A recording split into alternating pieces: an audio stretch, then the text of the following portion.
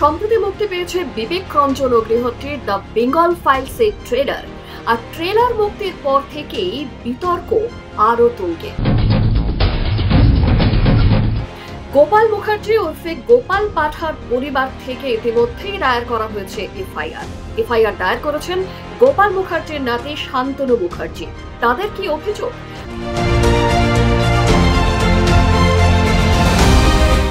বেশ কয়েকটি অভিযোগ কিন্তু তাদের রয়েছে।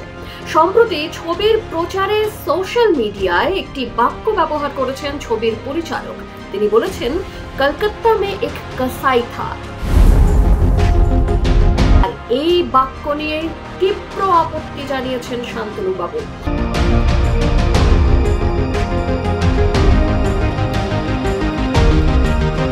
এছাড়াও তিনি বলেছেন, ছবি তৈরির আগে ছবি রিসার্চ করার সময় কোনো রকম ভাবে গোপাল মুখার্জির পরিবারের সঙ্গে যোগাযোগ করা হয়নি, জানা হয়নি গোপাল মুখার্জির ইতিহাস।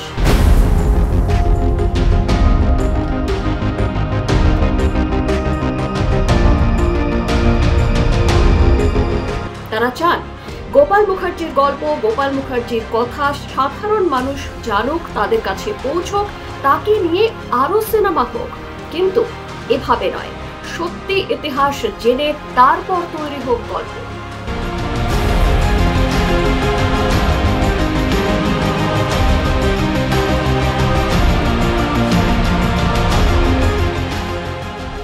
এমন নানান অভিযোগ, আর সেই অভিযোগের পরিপ্রেক্ষিতে একটি এফআইআর। আর সেই এফআইআর এ কি রয়েছে, এই সমস্ত বিষয় নিয়ে আমরা কথা বলেছিলাম শান্তনু বাবুর সঙ্গে। কি বললেন তিনি, শুনুন। নমস্কার, আমি শান্তনু মুখার্জি, গোপালচন্দ্র মুখোপাধ্যায়ের নাতি। আপনাদের মূলত কি অভিযোগ? অভিযোগ আমাদের বেশ কয়েকটা আছে। তার মধ্যে প্রথম হচ্ছে, উনি যে মানুষটা একটা রেভলিউশনারি ব্যাকগ্রাউন্ড থেকে আসছে, যার ভারতবর্ষের স্বাধীনতা আন্দোলনে গুরুত্বপূর্ণ একটা ভূমিকা পালন করেছেন, সেই মানুষটাকে, এবং 46-এর দাঙ্গায় যার একটা অত্যন্ত গুরুত্বপূর্ণ ভূমিকা ছিল, যার জন্য আজ কলকাতা শহরের জায়গায় এবং ভারতবর্ষের মানচিত্রটা অক্ষুণ্ণ রয়েছে, সেই মানুষটাকে উনি কলকাতা মে এক থা কসাই বলে উনি কসাই বলে সম্বোধন করছেন।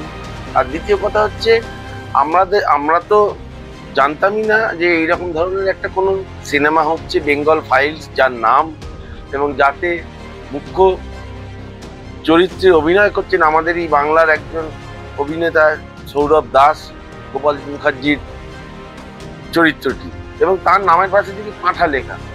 তো ব্যাপারটা আমরাও বুঝতে পারছি না কি ব্যাপার না ব্যাপার, আমাদের কাছেও এই জায়গাটা আমরাও খুব কনফিউজ।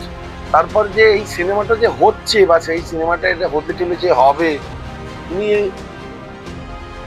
মানে আমরা এক প্রকার বলতে গেলে যা জানতে পেরেছি সোশ্যাল মিডিয়ার মাধ্যমে, বিভিন্ন রিলস দেখেছি, বিভিন্ন ক্লিপিংস দেখেছি, বিভিন্ন ছবি আমাদের কাছে এসে পৌঁছেছে মাধ্যম দিয়ে, এইটা দেখেই আমরা করেছি এবং এই জায়গাগুলোতেই আমরা অভিযোগ দায়ের করেছি। একটা রিল ভাইরাল হয়েছে যেখানে শোনা যাচ্ছে বিবেক অগ্নিহোত্রী বলছেন, কলকাতা মে কসাই থা।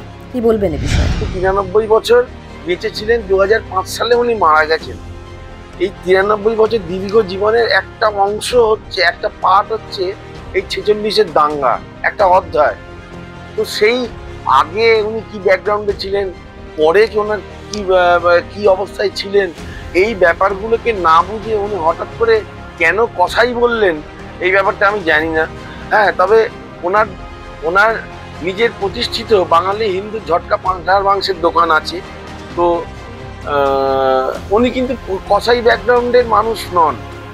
এমন একটা সাংসারিক বা এমন একটা পারিবারিক পরিস্থিতি হয়, যেই পরিস্থিতিতে ওনাকে কিছু না কিছু একটা অর্থ উপার্জনের অবলম্বন ওনাকে নিতে হতো। তো সেই জায়গায় উনি এই দোকানটা প্রতিষ্ঠা করেন, যেই দোকানটা থেকে একটা অর্থ উপার্জন হবে, এটা একটা সংসারে চলার জন্য একটা সাহায্য করবে।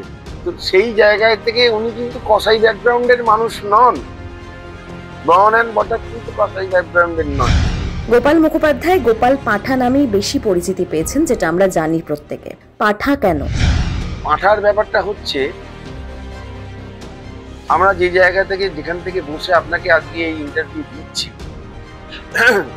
মলঙ্গালেন। মলঙ্গালেন হচ্ছে এমনই একটা জায়গা, ভারতবর্ষের স্বাধীনতা আন্দোলনের যদি 10টা পীঠস্থান থাকে তার মধ্যে একটা হচ্ছে এই মলঙ্গালেন। এই মলঙ্গালেন থেকেই ভারতবর্ষের স্বাধীনতা আন্দোলনের সশস্ত্র বিপ্লবের আগুন দাউ দাউ করে জ্বলে উঠেছে। আমরা জানি যেমন যুগান্তর দল, অনুশীলন সমিতি, ঠিক আমাদের এই মলঙ্গালেন অঞ্চল থেকেই আত্মোন্নতি সমিতি পরিচালিত হতো। বিপ্লবী অনুকূল মুখার্জি, গিরীন্দ্রনাথ ব্যানার্জি, বিপিন বিহারী গাঙ্গুলি, হরিদাস দত্ত, শ্রীশ মিত্তির, এইরকম সমস্ত নামি দামি বিপ্লবীদের, যাদের এক একটি মানুষের যে কি অবদান ভারতবর্ষের স্বাধীনতা আন্দোলনে, সেটা আমরা মানে ব্যাখ্যা করে বা তাদেরকে সেই জায়গায় তুলে ধরতে গেলে এখন অনেক সময় সাপেক্ষ ব্যাপার। আমি খুব সংক্ষিপ্তভাবেই বলছি। তো এই জায়গা থেকে পরিচালিত হতো, সেই ঘরানা থেকে, সেই ব্যাকগ্রাউন্ড থেকেই গোপাল মুখার্জি উঠে আসা। গোপাল মুখার্জি বিপ্লবী অনুকূল মুখোপাধ্যায়ের ভাইপো। তো ওনার কাছে বিপ্লব মন্ত্রে দীক্ষিত, বিপ্লব মন্ত্রে আদর্শে সমস্ত কিছুতেই উনি ওনার হাতে খড়িতেই তৈরি। একটা পরিস্থিতিতে ওনাকে এই কারবারটা শুরু করতে হয়। আর পাঁঠা ব্যাপারটা হচ্ছে, তো এই যে দলগুলো যারা একটা সময় বিপ্লবী আন্দোলন, ভারতবর্ষের স্বাধীনতা আন্দোলন পরিচালনা করতো, এবং তার সাথে সাথে বিভিন্ন অঞ্চলে কলকাতা শহরের দিকে এখনো সেই হয়তো আখড়া ব্যাপারটা হচ্ছে, যে যেমন ধরুন বৃষ্টি ঘোষের আখড়া, পুলিন বিহারী দাসের আখড়া, ঠিক সেই রকম আখড়া আমাদের এই মলঙ্গালেনতেও একটা ছিল। এই আখড়াগুলোর অ্যাক্টিভিটি হচ্ছে যে কুস্তি করা, মুগুর ভাঁজা, লাঠি খেলা শেখানো, তরোয়াল চালানো, ছোরা চালানো, এইগুলোর অর্থ এই চর্চাগুলো কেন করা হতো, যে আগে তুমি নিজেকে বলিষ্ঠ তৈরি করো, সবল তৈরি করো, তারপরে তুমি ব্রিটিশের বিরুদ্ধে বলো বা দেশের সংকটময় পরিস্থিতিতে নিজেকে নিয়োজিত করবে। ফার্স্ট হচ্ছে নিজেকে আগে তৈরি করো, শারীরিক দিক থেকে সক্ষম। তো সেই রকম একটা আখড়া আমাদের এই অঞ্চলে, যে আখড়াটা পরিচালিত হতো বিপ্লবীদের দ্বারা, সেই আখড়ায় নিয়মিত দাদু কুস্তি করতেন, লাঠি চালাতেন, তরোয়াল খেলা শিখতেন, এবং আস্তে আস্তে একটা সিদ্ধ হস্ত সমস্ত জিনিসগুলোকে উনি মানে পটু হয়ে ওঠেন। তো একটা কমপ্লিট মানুষ, একটা বরিষ্ঠ মানুষ হিসেবে এবং নিজেকে আস্তে আস্তে তৈরি করেন। এবং দ্বিতীয় কথা হচ্ছে যে এই হিন্দুস্তানি যারা হিন্দি ভাষী মানুষ, তারা দেখবেন একটা কথা ব্যবহার করে, এই যে পাঠা মিনস হচ্ছে ব্রেভ, মানে সাহস। অত্যন্ত একটা বরিষ্ঠ মানুষ, তার মানে অসীম সাহস, লড়াই করার অসীম ক্ষমতা, সেই পাঠা ব্যাপারটা থেকে। আর এই ব্যবসা উনি যেটা স্টার্ট করেছিলেন, বাঙালি হিন্দু জটকা, পাঁঠার মাংসের দোকান, এই দুটোকে অপভ্রংশ করে কিছু নিন্দুকেরা ওনার নামের পাশে পাঁঠাটাকে জয়েন করে দেন। অ্যাকচুয়াল কথাটা হচ্ছে কয়াকার ঠয় হসন্ত আকার পাঠা। এই পাঠা থেকে এইটাকে অপভ্রংশ করে মানুষ নিন্দুকেরা ওনার ব্যবসার সঙ্গে, ওনার পাঁঠার মাংসের দোকান আছে গোপাল পাঁঠা বলে বেশি প্রচলিত, এবং বহু মানুষ আজকে সমস্ত ভূভারতের মানুষ আজকে গোপাল পাঁঠা নামে শুনছেন, কিন্তু সেটা অ্যাকচুয়াল কথা নয়। যে এফআইআর করেছেন তাতে কোন কোন পয়েন্ট মূলত উল্লেখ করেছেন আপনারা? এখানে এই ভাষাগুলো যে ব্যবহার করা হয়েছে, আমাদের সিনেমাটার বিরুদ্ধে কোনো আপত্তিকর ব্যাপার নেই, কিন্তু যেই মানুষটার এইরকম ধরনের একটা ব্যাকগ্রাউন্ড, এই ব্যাকগ্রাউন্ড থেকে উনি উঠে এসেছেন, ওনার ভাবমূর্তির ওপর এই জিনিসগুলোকে এফেক্ট করেছে। ওনাকে একটা কসাই বলা হয়েছে, ওনাকে পাঁঠা বলা হয়েছে। প্লাস আমার মনে হয় যে যারা বিজয় রবীন্দ্র হচ্ছে একজন বড় চিত্র পরিচালক, একটা তথ্যভিত্তিক সিনেমা করছেন, ইতিহাস ভিত্তিক, মানে এটা একটা ইতিহাস লেখা আছে, এটা ইতিহাস সকলে জানে। আজকের ডেটে প্রত্যেকটা মানুষ না হলেও মোটামুটি 90% মানুষ আজকে এই 46-এর দাঙ্গার ইতিহাসটা জানে। তো এই ইতিহাসের মানে আপনার বাড়িতে যখন ভাত হয়, আপনি একটা ভাতের চাল টিপে দেখেন যে ভাতটা হয়েছে কি হয়নি। তো আমরা এই সমস্ত বিভিন্ন ওনার রিলস বলুন বা ওনার ছবি বিভিন্ন যে পোস্টার করেছেন সেই সব জিনিসগুলোকে দেখে বুঝতে পারছি যে এই জায়গায় আমার মনে হচ্ছে যে গোপাল মুখার্জিকে নিয়ে খুব কাটাছেড়া করা হয়েছে এবং তথ্যগুলো মনে হচ্ছে বিকৃত করা হয়েছে। ছবি করার সময় আপনাদের সঙ্গে বিবেকজি কিংবা টিম কি কোনো যোগাযোগ করেছিল? আপনি আজকে আমাদের এখানে এসছেন আমাদের ইন্টারভিউ নিতে, কেন? আমরা গোপাল মুখার্জি পরিবারের লোক, বর্তমান প্রজন্ম, ডাইরেক্ট ডিসেন্ডেন্ট। আমাদের সঙ্গে দুঃসম্পর্কে বলে না, দুঃসম্পর্কের ভাই, দুঃসম্পর্কের কাকা, ওই রকম সম্পর্ক নয়। আমরা হচ্ছে ডাইরেক্ট ব্লাড রিলেটেড। আমাদের শরীরে একটা রক্তের পার্ট হচ্ছে যেটা গোপাল মুখার্জির রক্ত আমাদের শরীরে বইছে। তো সেই কারণেই আপনি আজকে আমার সামনে বসে আছেন বা আমার ইন্টারভিউ নিচ্ছেন। তো উনি আমাদের এই পরিচয়টাকেই অ্যালুপ করে দিয়েছেন। উনি আমাদেরকে টোটালি ডিনাই করে বেরিয়ে গেছেন। যোগাযোগ করাটা দূরের কথা, উনি ডিনাই করে বলে গেছেন। আমরা এই প্রতিবাদ করাতে উনি আমাদের বলেছেন যে এরা ওয়ার্ক ফর টিএমসি। 2-3 দিন আগে ওনার ইন্টারভিউতে উনি এই প্রেস কনফারেন্স করেছিলেন। প্রেস কনফারেন্স করাতে বলেছে যে ওনার নাতি টিএমসির হয়ে কাজ করছে। তা ঠিক আছে, ভালো কথা। উনি দেখতে পেয়েছেন, উনি কোন রাজনৈতিক চশমা পরে দেখে আমাদেরকে এই কথাটা বললেন যে আমরা টিএমসির হয়ে কাজ করছি। আপনার কাছে কি সেই রকম ধরনের কোনো তথ্য আছে? আমার এটা প্রশ্ন, যদি আপনার মাধ্যমে ওনার কাছে যায়, আমার এটা প্রশ্ন। উনি কি দেখেছেন আমাদের আগে পিছে ডাইনে বাঁয়ে কোন টিএমসি রয়েছে না আর কোনো দল রয়েছে, সেটা কি উনি দেখেছেন? ওনার কাছে কি সেই ধরনের কোনো তথ্য আছে? তাহলে আমাদের কাছে আসুন, আমরা বসে আছি, যে কোনো সময় আসবে, আমরা কথা বলবো সামনাসামনি, কোনো অসুবিধে নেই। আমাদের পরিবার থেকে যে জায়গাগুলোকে ওনাকে বিকৃত করা হচ্ছে সেই জায়গাগুলোকে আমরা আইডেন্টিফাই করে তার বিরুদ্ধে আমরা এই পদক্ষেপটা নিয়েছি। যদি পদক্ষেপ হয়তো না নিতাম তাহলে আমরা হয়তো লোকেট হতাম না যে উনি এই দল করে বলে। হ্যাঁ মেলালে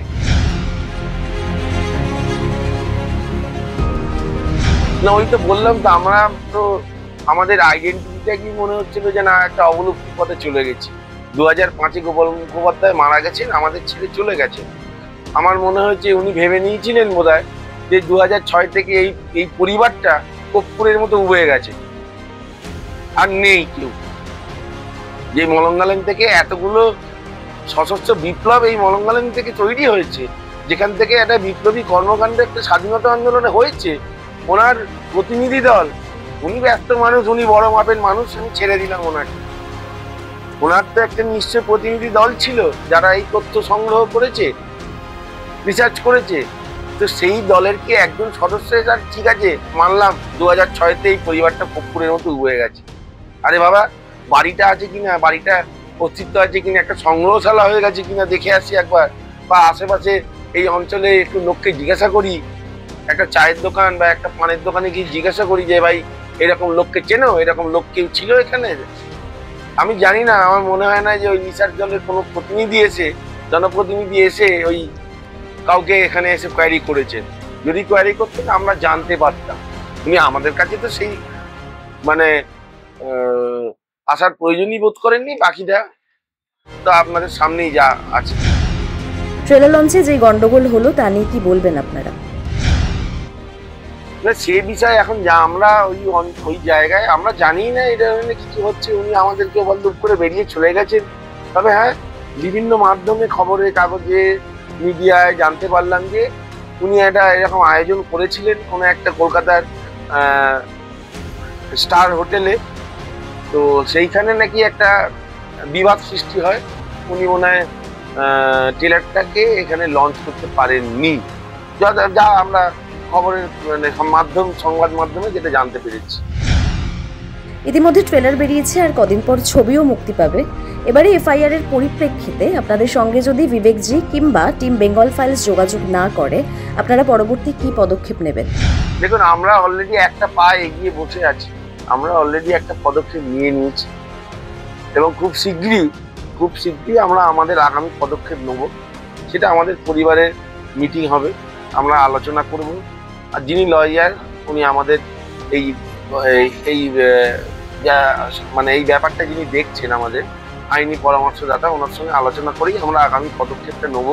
তবে সেটা খুব শিগগিরই জানতে পারবে পদক্ষেপ নেওয়া হবে। এই আগামী পদক্ষেপ বলতে দেখুন, সিনেমা গোপাল মুখার্জিকে নিয়ে হোক, একটা নয় 10খানা নয় 1000টা সিনেমা হোক। আজ থেকে অনেক আগে 20-25 বছর আগে গোপাল মুখার্জিকে নিয়ে সিনেমা হওয়ার কথা মানে উচিত ছিল আর কি।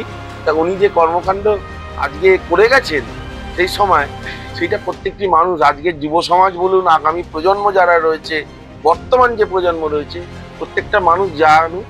এবং আমরা এটাও চাই যে আজকে কলকাতা শহরের দিকে যতগুলো কর্পোরেশন ওয়ার্ড আছে, প্রত্যেকটা ওয়ার্ডে, প্রত্যেকটা অলিতে গলিতে গোপাল মুখার্জির মূর্তি বসুক। আমরা এই দুটো জিনিসের বিরোধী নয়, জানা উচিত, দেখা উচিত, বোঝা উচিত, কিন্তু সেটা সঠিক ওয়েতে, একটা সিস্টেমেটিক ওয়েতে বোঝা উচিত। এবং যেটা প্রকৃত ইতিহাস, সেই জিনিসটাই মানুষ জানে। কোনো রকম ভাবে কাটাছেড়া করে আমি আমার মতো তুমি তোমার মতন করে তৈরি করে একটা মশলা দিয়ে দিলাম, সেই মশলাটা নিয়ে বাহ এটা বেশ সুন্দর টেস্ট হয়েছে, তো এটাই ভালো, এটাই সত্যি, এইরকম ভাবে না। যেটা অ্যাকচুয়াল ইতিহাস, প্রকৃত ইতিহাসটাই প্রত্যেকটা মানুষ জানে। এটাও আমাদের একটা ইচ্ছে আর কি বলতে।